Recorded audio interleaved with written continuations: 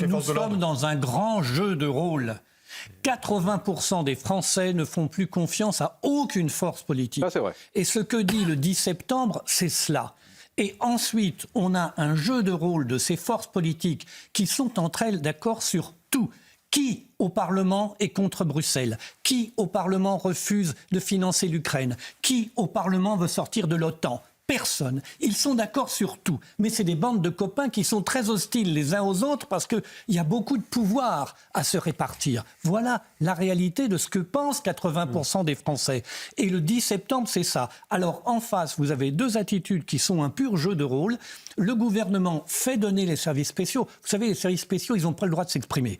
Donc, moi, j'ai été au ministère de l'Intérieur quelques années. Je peux vous dire que quand ils parlent, c'est qu'on leur a donné l'ordre de parler et qu'on leur a dit quoi dire.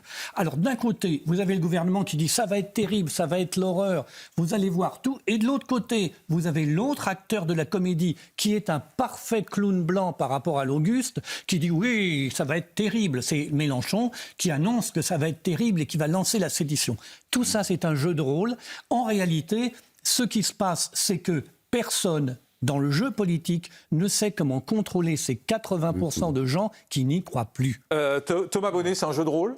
Je suis assez d'accord avec votre analyse et en effet, je pense que ce lien distendu entre la population française, en tout cas une grande partie de la population et la représentation politique, on aurait tort d'aller un peu vite dessus. C'est-à-dire que là, on va disserter pendant des heures d'antenne sur qui sera le prochain Premier ministre. Est-ce qu'il va y avoir Vous avez noté qu'on l'a pas fait, nous. Hein. Non, mais vous avez raison.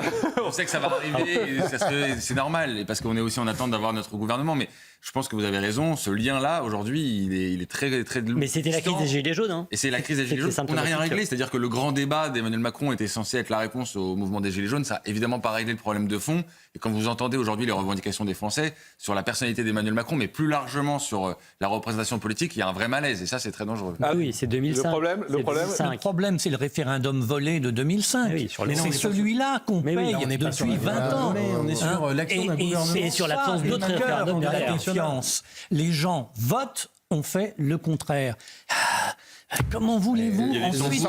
Et il y a un choix populaire d'avoir un référendum sur l'immigration qui nous et sur les élections, Thomas Bonnet a raison, il y a aussi les fameux barrages républicains. Nature, effectivement, ça aide pas les Français à comprendre. On vote pour quelqu'un, mais en fait pour faire barrage à un autre. Tout ça. Et c'est ça d'ailleurs les pompiers pyromanes de la France. Jordan Florentin. Les pompiers pyromanes dont pour faire élire Borne, bon. Les pompiers pyromanes de la France Insoumise qui ont mis le pays dans cette situation sont les premiers responsables. C'est eux qui ont non seulement appelé, mais qui ont voté Emmanuel Macron en 2017, en 2022, qui ont refait des alliances effectivement contre nature pour empêcher le Rassemblement national et ensuite les accusent de créer cette guerre civile.